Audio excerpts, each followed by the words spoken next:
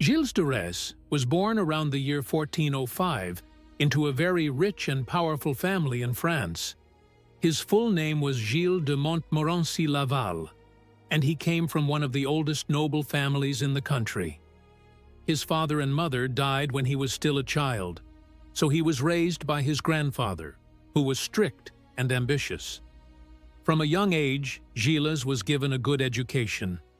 He learned about religion, languages, history, and especially how to fight.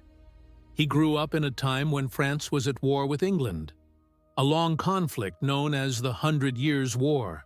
As a young man, Gilles showed great bravery and skill in battle.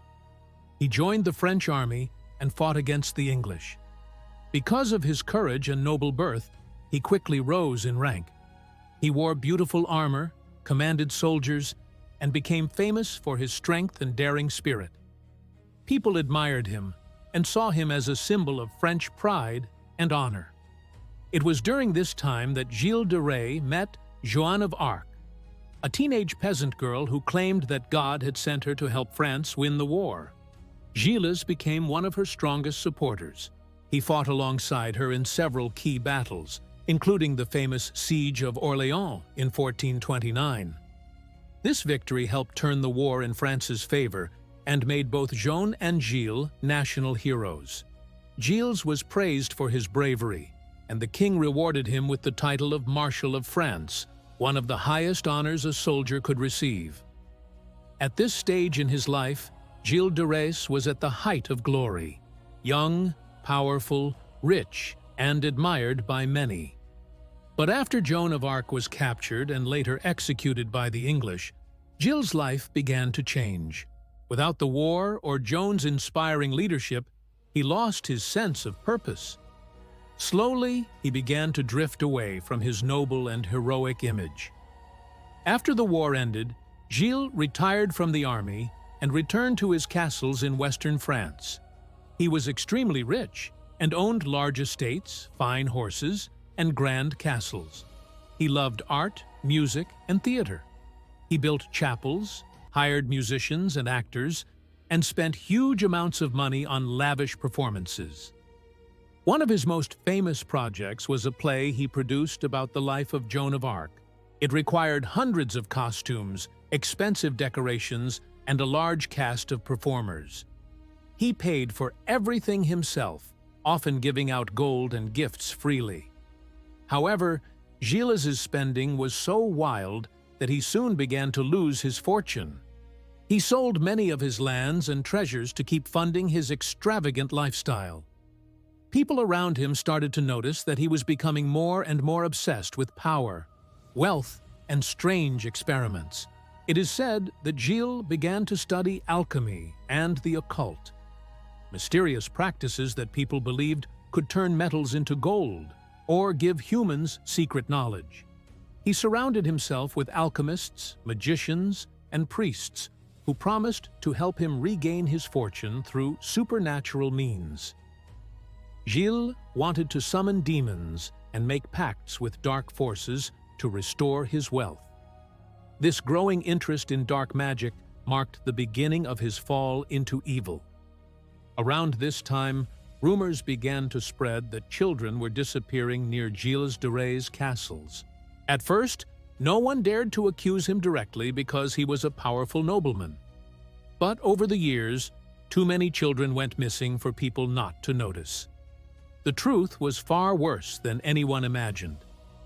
Gilles de Rais had started to kidnap, abuse, and murder children, mostly poor boys who worked as pages, messengers, or choir singers.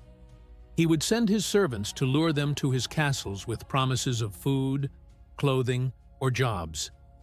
Once the children arrived, they were never seen again. Inside the castle, Gilles and his helpers committed unspeakable acts. The children were tortured, killed, and their bodies were often burned or buried secretly. Witnesses later said that Gilles took pleasure in watching their suffering and that he seemed to lose all sense of humanity. He treated the murders as entertainment. Some reports said that he believed these acts could somehow help his magical experiments, or please the demons he was trying to summon. Historians estimate that Gilles de Rais may have killed between 80 and 200 children, though some believe the number could be much higher. The crimes continued for several years, mostly between 1432 and 1440. Eventually, Gilles's crimes became impossible to hide.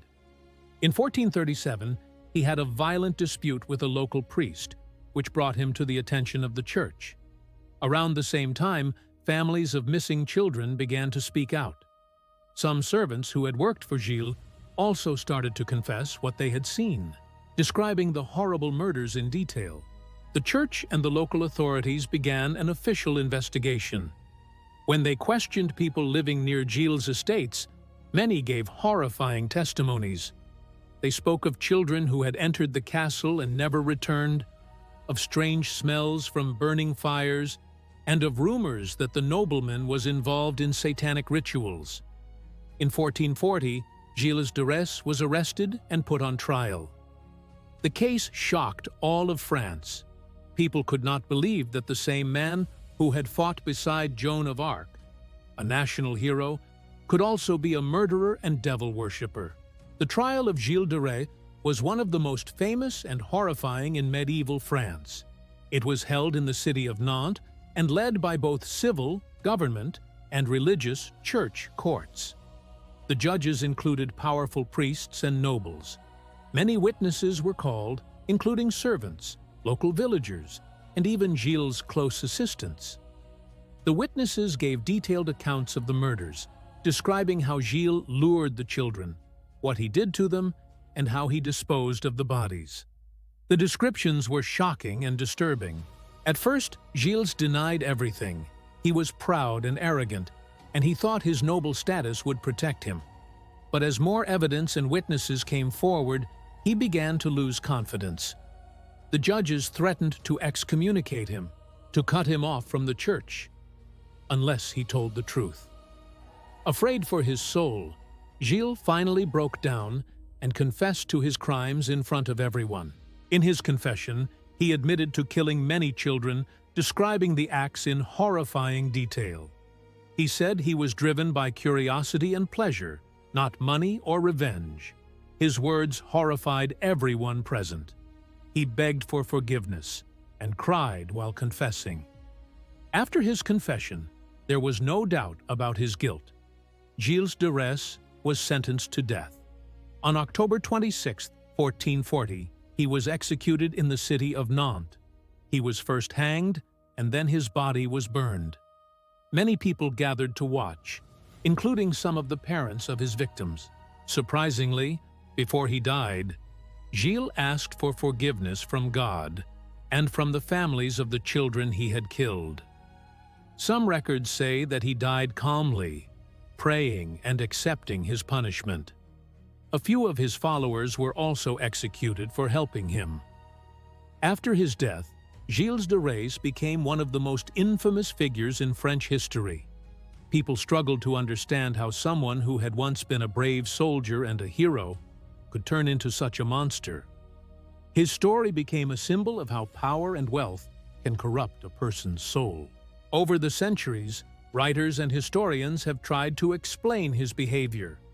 Some believe that Gilles de Rais suffered from severe mental illness, that he lost his sanity after the death of Joan of Arc and the end of the war. Others think that his obsession with alchemy and the occult led him to evil practices that destroyed his morality. There are also theories that he was unfairly accused by people who wanted his land and wealth. But most historians agree that there was too much evidence against him for that to be true. In the 19th century, some people even linked Gilles de Rais to the old French fairy tale Bluebeard, about a rich man who murdered his wives. Many believe that the story of Bluebeard was inspired by Gilles's life and crimes. Today, Gilles de Rais is remembered as one of history's earliest and most terrifying serial killers. His life is a dark warning about how a person's hunger for power, wealth, or forbidden knowledge can destroy everything good in them. The story of Gilles de Rais is not just about murder. it is also about how people can change when they lose their moral compass. He began his life as a noble hero, fighting for his country and for a cause he believed was holy. But after losing direction and falling into greed, loneliness, and curiosity about dark powers, he became capable of terrible evil. His life shows that even people with great talents and honor can become dangerous when they believe they are above the rules of God and society. It also shows the importance of justice, because even though Gilles was rich and powerful, the law eventually caught up with him. Finally, his story reminds us that evil often hides behind charm and power.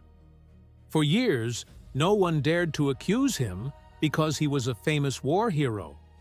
Many people looked the other way, even when children disappeared. Only when the truth became too obvious did justice finally act. Gilles de Rais's life is one of the most tragic and horrifying in history. He began as a young nobleman full of courage and promise, a man who fought beside Joan of Arc to free France. But his later years turned into a nightmare of cruelty, obsession, and evil. From the shining armor of a hero to the darkness of a killer's dungeon, his story is a journey from glory to damnation. It shows how easily a person's heart can turn from good to evil when guided by pride, greed, and the search for forbidden power. Even though he lived almost 600 years ago, his story still chills the imagination. Gilles de Rais remains a warning from history that true heroism must be matched by goodness, or it can easily turn into horror.